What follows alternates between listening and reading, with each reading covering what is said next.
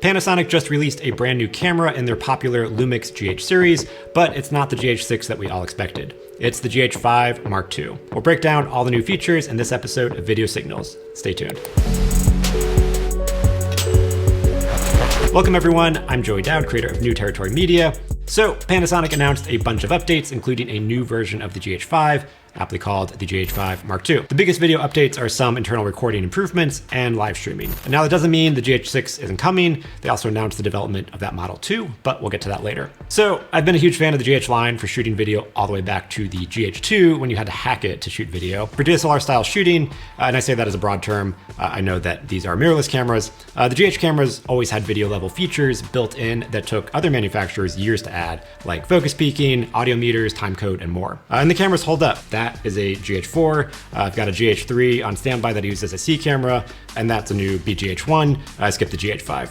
But speaking of GH5, let's look at what is new in version 2. Update 1, better internal recording.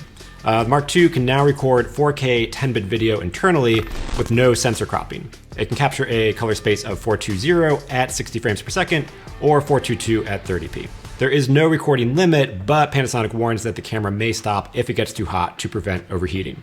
Update 2, live streaming. The biggest individual new feature added to version 2 is live streaming. The GH5 Mark II can connect via Wi-Fi or Bluetooth to your smartphone and stream directly to Facebook, YouTube, or any streaming platform that supports RTMP, which is pretty much any platform except for Instagram. Now, this is cool on the surface, but I don't get the practical applications of this. I can't think of many uses where you'd want to send a raw video camera feed direct to a streaming site. Most live streams that are going to use better cameras like this are also going to want to have lower thirds, intro screens, music, custom layouts. And for that, you need to run your camera into a mixer and an encoder like vMix or an A10 Mini. So this camera, BGH1, it has live streaming built in via Ethernet. I've never used it. All of these cameras, they run into vMix, which I got set up over here, and then I'll stream it out. Also, at this point, if you're live streaming, if you've been streaming, you've probably already bought a capture card for your computer already, and you have a workflow figured out. So I don't see this feature being of much use.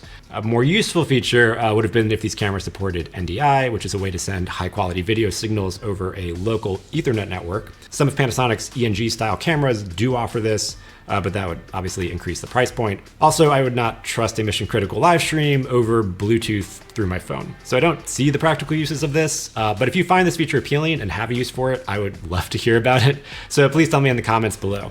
Update 3, improved autofocus. Third update, the Mark II is bringing over the superior autofocus system from their full-frame camera, the S1H. This update is better at head, body, and animal recognition. It's also going to be available in the GH5 as a firmware update. Update 4, Vlog is included. This isn't really a new feature, but a value add. GH4 and GH5 offered Vlog as a paid upgrade for about $100. Now it comes standard, so that's $100 saved. Also, the upgrade process is insanely archaic, where you had to wait a week for them to physically mail you a piece of paper with a code printed on it. So I'm glad to see that this is now standard. Other updates include a slightly brighter LCD screen, USB-C for charging and powering the camera, anti-reflective coating on the sensors, but it does have the same exact sensor as the original GH5, and an improvement to image stabilization for handheld photo shooting. So overall, an upgrade, but nothing earth-shattering. And now let's look at where this fits into the GH lineup overall.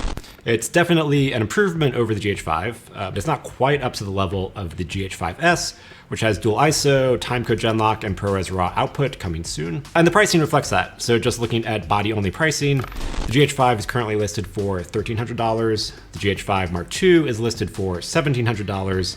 And the GH5S has come down in price to $1,800. So with the GH5S price drop, that makes this model even more perplexing because for $100 more, you can get a lot more value and features in the GH5S, except for live streaming. So the GH5S doesn't have built-in live streaming, and if that's a killer feature for you to go buy the Mark II, please let me know in the comments because I really want to know how this is being put to use. Also, I said we talked about it at the top of the video, but the GH6 is coming. And it's not just a rumor, Panasonic issued a release talking about it. So here's what we know. It will have a new sensor. It will have a new processing engine.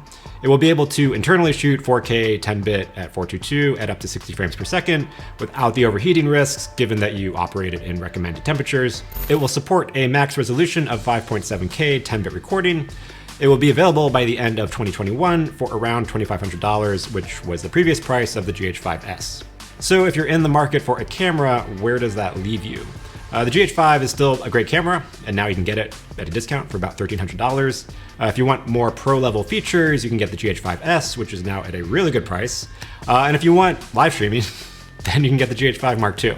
Obviously, if you're not in a rush and want to invest in the next gen of Micro Four Thirds cameras, then just wait for the GH6 to come out. I hope you found this useful. Let me know your thoughts on the GH5 Mark II in the comments, especially if you will be using the live streaming functions. For more videos like this, be sure to hit that subscribe button and check out our other videos like our breakdown of the Panasonic BGH1 when it was announced. Thanks for watching. I'll see you in the next episode.